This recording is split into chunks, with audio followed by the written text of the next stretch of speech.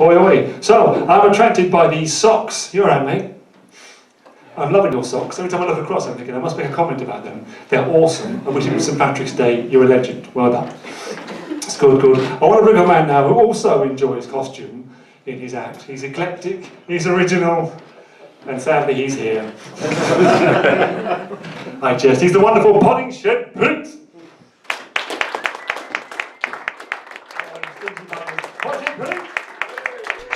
Some of you amongst you will have wondered what I'm doing walking on stage with this piece of cardboard in my pocket.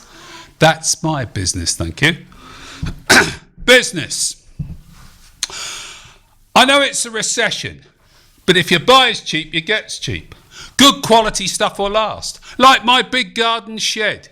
It's about time you give it a lick, she said. The wife, that is. Her who don't like me talking to people I meet. In the street, the supermarket, or on the bus. I said, what's the fuss? It's not like I talk about anything private, like when you got caught short last week.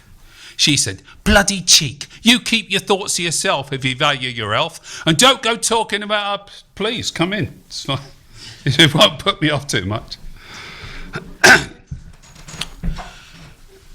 And don't go talking about our business on the street or on the tram or to that trollop with a pram or to any other Tom, Dick and Harry you meet. I don't want everybody on the street knowing our business.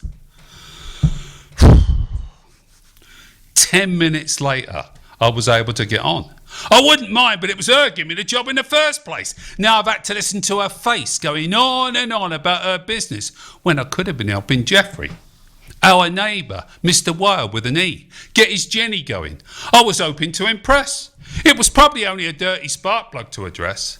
I was looking for a borrower for tomorrow when I'm using my electric sprayer to do the fences round the allotment land.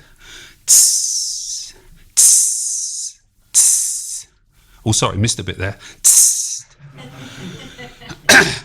Now I'll have to... Her arguing saw another plane kiboshed. Now I'll have to run a lead 50 yards to the street lamp.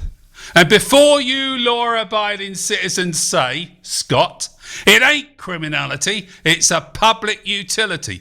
Business? What business is she on about?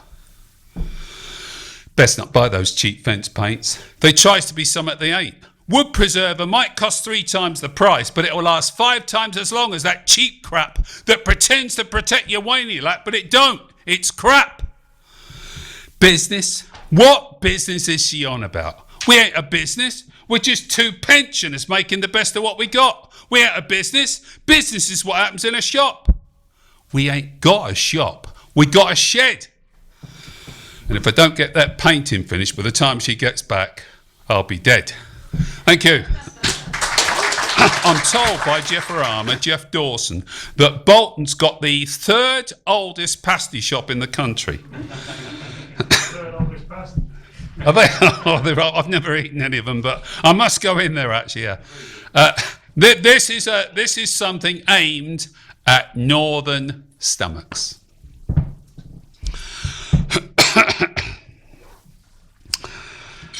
He's right, I hear you say. The North isn't dead. Sooner or later, London's going to get it into its head. A couple of years ago, the Stretford Mall, what in my day used to be called the Arndale Pal, became the epicentre of civil unrest. The honest pasty was put to the test. Banners were unfurled, batons were twirled. Save our Cornish pasties. Don't let the steak and kidney pie die.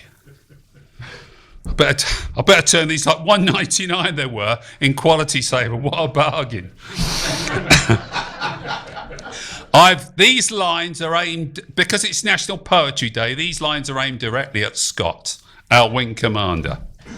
The pair of bog-off potato pies, please, conferred with the 2 for £1 toasted cheese.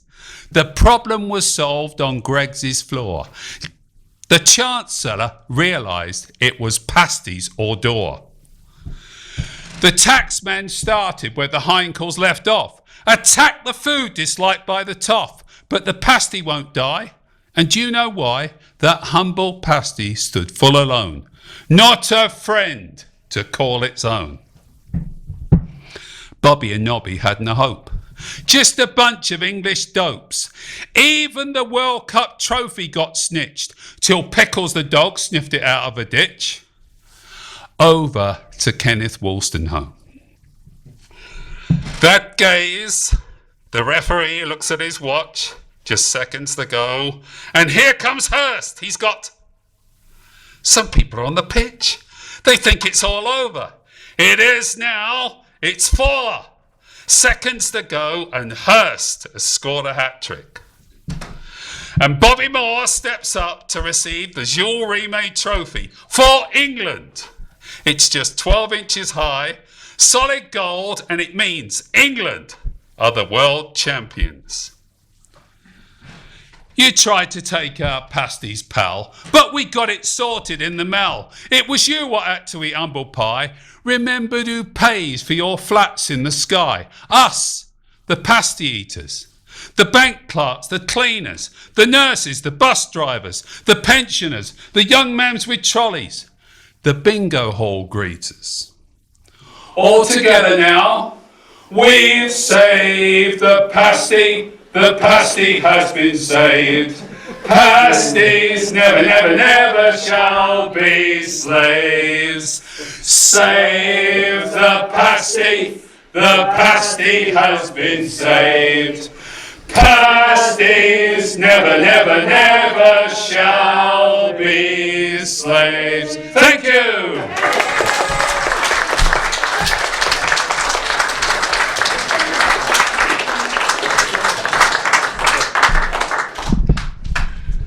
Yeah, I got nothing.